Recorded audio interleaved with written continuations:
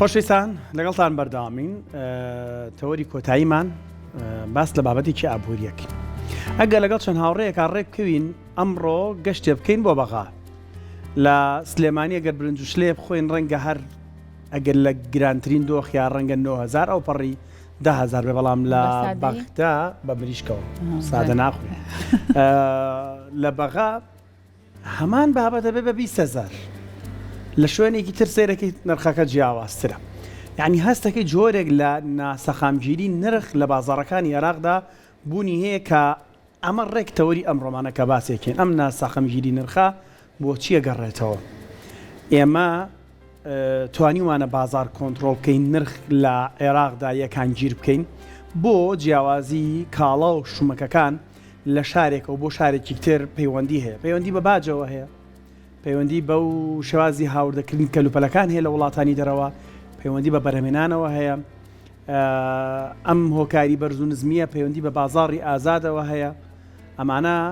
ئەکەین بە پرسیار و ئاڕاستەی میوانەکەمانەکەین زۆر بەڕێز پرۆفیسۆر دکتۆر خالید حەیدەر پسپۆڕی ئابووریە کە پێشتر میشە لە سۆدویا بەڵام جارە لە بەغا پێما بێم جارە کار و کاسبی کەوتوتە بەغا بەخوا دکتۆر پرۆفیسۆر بەیانیت باش سڵاو لێ بێزانم تۆ بە هیچێکەسە لە بەغایت ئەگە پێشت خۆش و باسیکە خۆشحاڵین لێوێشۆ لەگەڵمانای هەر بەڕاستی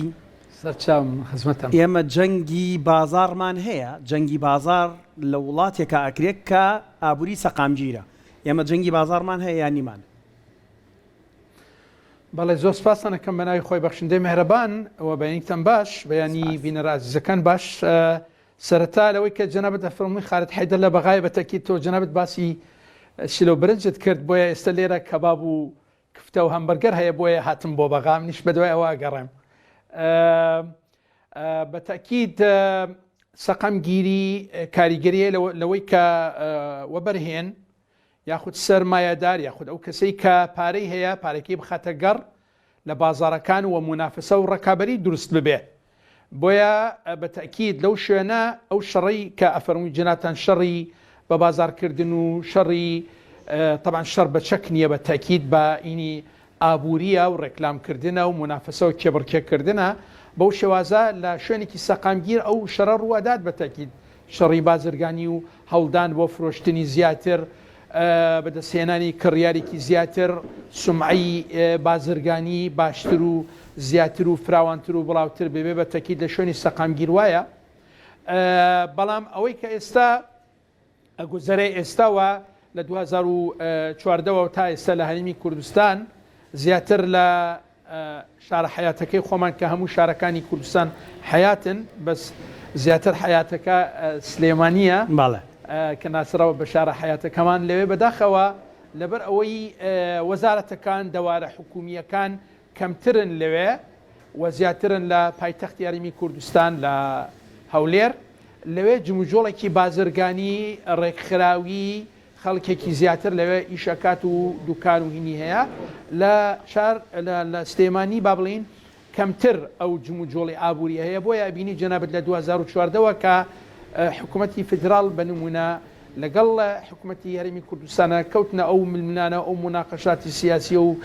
نەناردنی بەشە بوجەکە و ئیتر بەوەی سیاسی بێ ئابووری بێ کۆمەڵێک شتەیەکە بۆ بینەرە عزیزەکان و بۆ ئێوەی بەڕێزیش زۆر ڕوون و دیارە بوو بەوەی کە موچە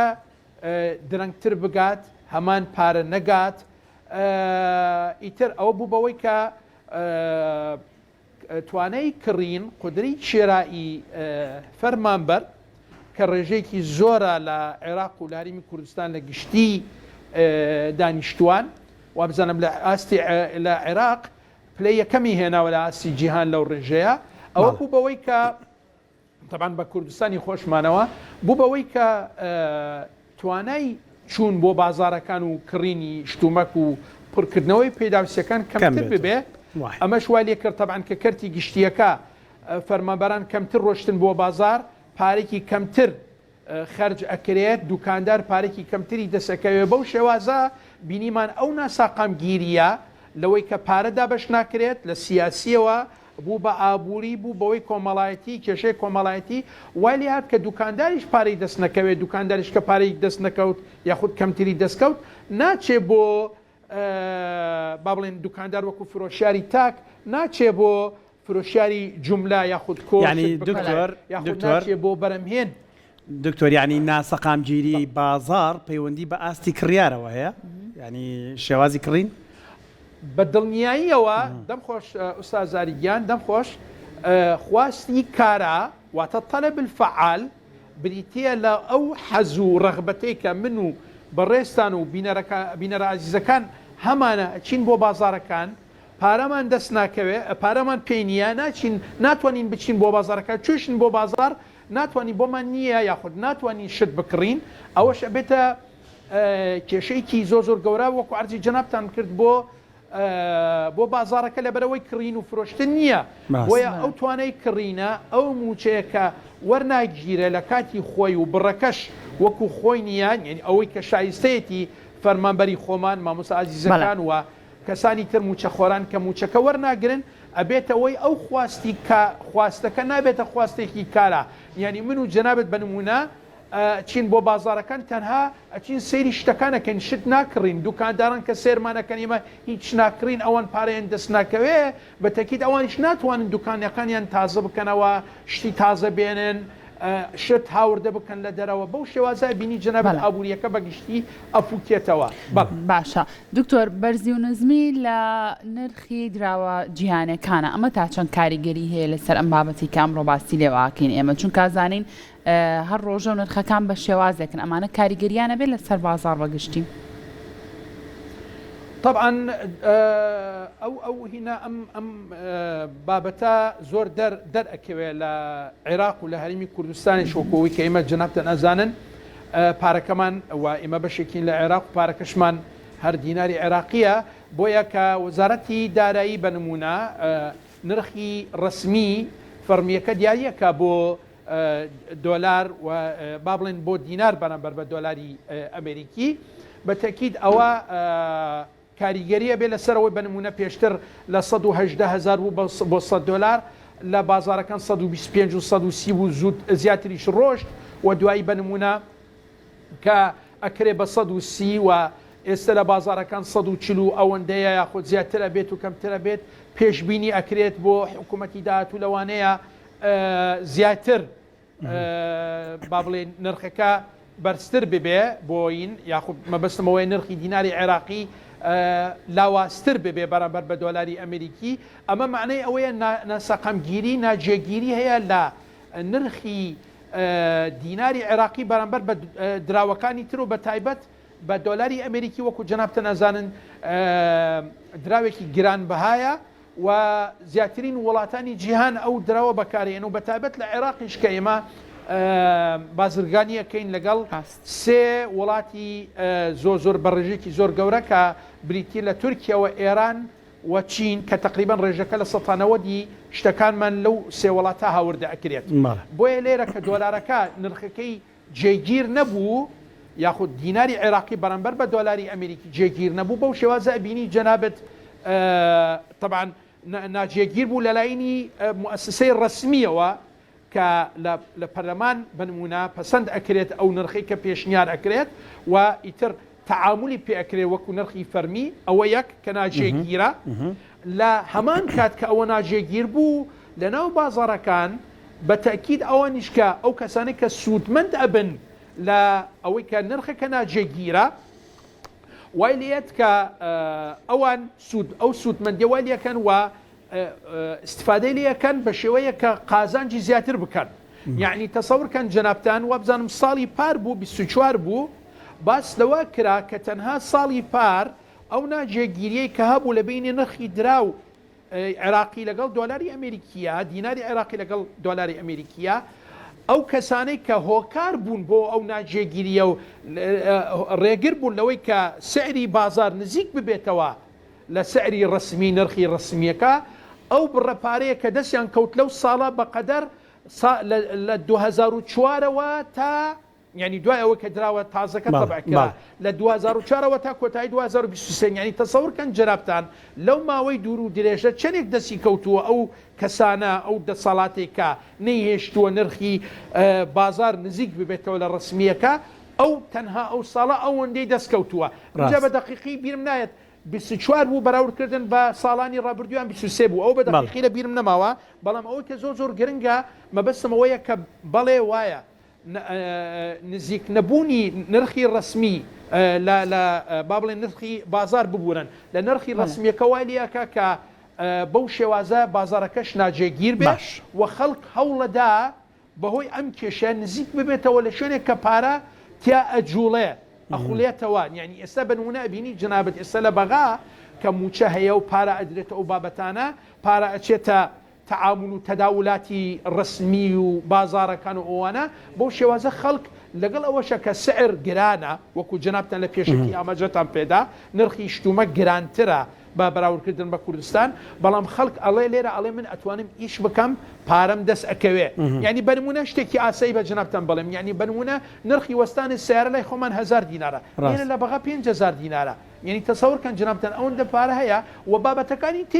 بابەتەکانی تریش لای خۆمان لەوانەیە 5000 10000 دینار بێ لێرە 50000 و 40000 دینارە بۆ لێرە لەبەرەوەی پارە هەیە واخولێتەوە لە بازارەکان باشە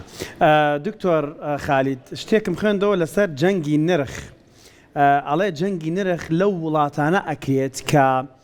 بە تەواوەتی باسی شت کرد وتە سەقامگیری ئابووری تیاندا زاڵە بەڵام ئایا من پرسیارەکەم لەوەیە بۆ گەیشتن بە ئاسی خودبژێوی یاخود ئەو هەموو ژمارە بێشماری کۆمپانیا هەیە لە هەرێمی کوردستان و لە عێراقا کاڵا و بەرەمەهێنن باسی هاوردە ناکەم باشە ئەگەر بێت و ئێمە پشت لە بەرهەمی هاوردە بکەین ئەو کەلوپەلانی کە لە ناوخۆی عێراقدا هەیە لە هەرێمی کوردستاندا هەیە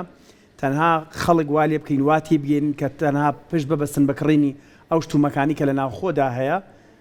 ئەو هەڵاوساوی ئابووریە کەمە بێتەوە ئەو سەقامگیری نرخە دروستە بێتەوە یان ئێستا ناسەقامگیری نرخ لە وڵاتی وەکو تورکیا هەیە کە دراوسێمانە لە چین هەیە کە گەورەترین زلهێزی ئابووریە سیارەکەم ڕوونە بەڵێ خۆی بە ئەمریکاشەوە وەکو جنابتە نەزانی هێز یەکەمی ئابوورێ لە جیهان ئەو توانە ئیمکانیەتی نییە کە سەرجام پێداویستەکانی خۆی پڕ بکاتەوە لە توانە و ئیمکانیەتی بەرهەمهێنانی خۆی یعنی بە ئەمریکاوە بە چینەوە بە وڵاتانی تریش ئەوانەی کە وڵاتە ئابووری خاون ئابووری بەهێزن لە ئاستی جیهان بۆیە ئێمەش وەکو ئابووریە کە پێمان ئەوترێت تازە پێگەشت و هەرچەند تەسەور ناکەم ئەسڵەن تازە پێگەشت و نەبین ینی لەو ئابووریانین کە بەداخەوە ئابووریکی دواکەوتوین بەداخەوە ئەگەر بیرمان بێت جنابتان پێش 2 ساڵ 3 ساڵ بوو ینی لە ئەو شوێنانەی کە تەماتەیان بەرم ئێنە ناچار بوون لەبەر ئەوەی هاوردەکردنی تەماتە ئەوەندە زۆر بوو و هەرزان بوو لە بازارەکانی خۆمان وایان لێ کرد جوتیارە بەڕێزەکان تەماتەکانیان ڕشتە سەر جادە بۆ لەبەر ئەوەی کە ڕێگە ئەدرێت بە هاوردەکردنی بەنمونە تەماتە بنرخێکی زۆر هەرزان من و جنابتان و بینەرە ئازیزەکان کە چین بەنمونە کیلۆیەک تەماتە ئەکڕین بەنمونە 250 دینار بێ هاوردەکراو بێ ئەچینەوە ئەکڕین ئەگەر خۆماڵیەکەمان 750 بێ یاخود زیاتر بێ لە ئەوە بۆ لەبەر ئەوەی خۆمان تێچووەکەی زیاترە بڕەکەی کەمترە لە ئابووری شتێک هەیە ئەگەر کەمتر بەرهەم بێنی کولفەی یەکیەکە تێچوو یەکیەکە بەرهەمهێنراو 1 کیلۆکە زیاتر بێ لەبەر ئەوەی بەرهەمەکە کەمترە بۆیە لێرە ئەگەر ئێمە زۆر بە ئاسایی سەیری حاڵەتەکە بکەین و دۆخەکە بکەین ئەبینین کە ئێمە ڕێگە پێدراوە هاوردەکردنی شتومەک بە نمونە بازرگانێک پێ بڵێ کاکە یاخود ئەو بڵێ من 1 ملیۆن دۆلارم هەیە شت هاوردە بکەم بەو 1 ملیۆن دۆلارە و بۆم ساغ ئەکرێتەوە لە ماوەی هەفتەیەک یان 10 ڕۆژ لە بازارەکانی خۆمان بە نمونە وەکە ساغ کرایەوە 100,000 200,000 دۆلارە خەمە گیرفانی خۆم و جگە لە سەرمایەکە ئایا ئەوە ئەکەی یان 1 ملیۆن دۆلارەکە خەیتە پرۆژەیەک بە نمونە ماوەی گەڕانەوەی سەرمایەکەی 3 ساڵ و 4 ساڵ و 5 ساڵ بێ بۆیە بەتەکید بڕیاری ئەوەدا کە چی بکات ئەو بازرگانیە بکات باشە کە من بازرگانیم کرد دژی چییە بێ دژی بەرهەمی ناوخۆیە بێ بۆیە ئەوەی کە فەرمووتان بەڕێستان خەونێکی زۆر گەورەیە بۆ ئابووری هەرێمی کوردستان ئابووری عێراقیش کە ئێمە بەرهەمی ناوخۆیی خۆمە پێداویستەکانی خۆمان لە بەرهەمی ناوخۆی بتوانین ئەو پێداویستیانە بەڵێ بۆیە هەمیشە یعنی باس لەوە ئەکرێت و من و هاوڕێ عزیزەکانمان لەو کەسانێت تۆزێک سەرمان دەرەچێت لە ئابووری هەمیشە باسی ئەومان کردەوە پێشنیاری ئەوە کراوە بۆ حکوومەت کە ئێمە هەوڵ بدەین هاوردەکردن کەم بکەینەوە لەو بوارانەی کە بەرهەمی ناخۆیمان هەیە خۆشبەختانە بە ڕێزان لە وەزارەتی کشتتوکاڵی ئێستا زۆر گرنگیان بەو بابەتە و هەوڵیان داوە زۆر کە شتومەکی ناوخۆیی ئەگەر هەبێت و بتوانێت پێداویستەکانی ناوخۆ پڕ بکاتەوە هاوردەکردنی هەندێک بابەت لەو بابەتانە قەدەغە کراوە ئەمەشە بتە پشگیری بۆ بەرهەمهێنی ناوخۆیی بەمەرجێک کە نرخەکە گران نەبێت لەسەر هاوڵاتی لەبەرەوەی وەکو عەرزی جەنابتانم کرد ئێمە ئەم ماوەیە کە دۆخی دارایی هاوڵاتی بەگشتی و فەرمانبەری خۆمان باش نییە بۆ ئێمە ناین بابەتەکە لەسەری ئەو قورسایی کە لەسەر شانی هاوڵاتی هەیە و موچەخۆر هەیە زیاتری بکەین بە تەکید ئەبێ هەوڵ بدێن هاوسەنگیەک ڕابگرین لە نێوان بەرهەمی ناوخۆیی و گەیشتن بە یاخود نزیکبوون لەوەی کە پێداویستەکانی خۆمان پڕ بکاتەوە بەراوردکردن بەوەی کە نرخەکانمانیش نرخێکی گونجاو بێت لە توانە و ئیمکانیەتی کڕیار بێت زۆر باشە کاتە دکتۆرۆکو کۆتا پرسیاری من بۆ ئەوەی کە بازاڕەکانی هەرێمی کوردستان و عێراق سەقامگیر بن لە ڕووی نرخەوە باست لەوە کرد بەروبوومی ناوخۆی زیاد بکرێت و ڕێگە لە هاوردەکردنی ئەو بەروبوومانە بێت کە ئێمە خۆمان لە ناوخۆی عێراقا هەمانە چیتر ڕێگایە بۆ ئەوەی کە نرخی کەلوپەل و پێداویستەکان لە ناو بازاڕە زۆر لە یەکەوە نزیک بن ئەو جیاوازە زۆرەی نەبێ بوون لە سلێمانی کیلۆیە تەماتە بە نرخێکە لە پایتەختی عێراق و لە بەغداد بە نرخێکی زۆر زیاترە چیتر بکرێت لەسەر ئەم بابەتە بەڵێ بە تەکید خۆی زەنگ چییە لانەخان دووری مەسافەی وەکو جوغرافیا کوردستان و دۆخی تایبەتی کوردستان لەوەی کە موچە لە کاتی خۆی نادرێت و بڕەکە وەکو پێشتر بە نمونە پاشەکەوتی ئیجباری هەبوو لێبڕین هەبوو ئەو بابەتانە وای لێ کرد دۆخی دارایی هەرێمی کوردستان جیاواز بێ لەگەڵ ناوچەکانی تری عێراق و دووری مەسافەی هەرێمی کوردستان لە پایتەختی عێراق بە نمونە وەکو بەراوردکردن بکەین کە دۆخی داراییەکەی لێرە باشترە لە بەغا بەراوردکردن باین وا لێ کردووە کە ئەو کەسانەی کە لە هەرێمی کوردستان ئەژین معقول نییە بۆ کڕینی شتی ڕۆژانە بێت بۆ بەغا بە تەکید معقول نیە ئەو ڕێگە دوور و درێژە ببڕێ و لە هەمان کات بە تەکید سەفەرکردنینەکە ماندووبوونی خۆی تایە ئەو تێچووە کە بە نموناگەر کەسێک بێوێ بێت لە بەغا بە نمونە لە بەغا بچن بۆ کوردستان بە نمونە شت بکڕن و بێنەوە لە کوردستان بێ بۆ بەغا شتێک بکڕن یعنی هەر شێوازێک لە شێوازەکان بێ ئەو دووریە ماندووبوونەکە تێچووی هاتشۆکردنەکە وای لەکە کە نرخەکان لە یەک نزیک ببنەوە بەگشتی بۆ ئەو کەسێک کە ئەیەوێ لەو فەرق و جیاوازی نرخە ئیسیفادە بکە بەڵام بۆ ئەو کەسانەی کە بە نمونە لە کوردستان ئەژین ئەوان لەبەر ئەوەی فرۆشیار ئەچێ شت ئەبە بۆ هەرێمی کوردستان یا فرۆشیارەکە ئەگەر لەناو خودی هەرێمی کوردستانیش بێ بەرەمهێن بێ لەو نرخە ناتوانێت زیاتر نرخی زیاتر دابنێ بۆ لەبەرەوەی مستەوای کڕیارمان لە هەرێمی کوردستان مستەوای کڕینەکەی داراییەکەی لەو ئاستە نزمدایە بۆیە ناتوانێت شت بکڕێ و فرۆشیارەکەش ناتوانێت ئاستێکی زۆر بەرز دابنێ بۆ نرخ پێچەوانەی ئەوەی کە لە بەغا هەیە بۆیە ئەو دووریە لە بینی ئەو دوو شوێنە نایەڵێ کە نرخەکان بە ئاسایی نزیک ببنەوە لە یەکتری و بە تەکید ئەبینی جەنابەت ئەو توانە و ئیمکانیەتی دارایی کە ئێستا لە بەغایە وا وەکو عەزیز جەنابتانم کرد والیەکە بازاڕەکان لێرە چالاکتر پرۆفسۆر دکتۆر خالید حەیدەر سپۆڕ یابووری زۆر سوپاس لە ستودیۆکانمان لە بەغاوە لەگەڵمان بووی بۆ خۆت و بۆ زانیاریەکانت ئەرکردکێشە زۆر سپاس بۆ بەڕێزی دکتۆر گیامان دوو نەبی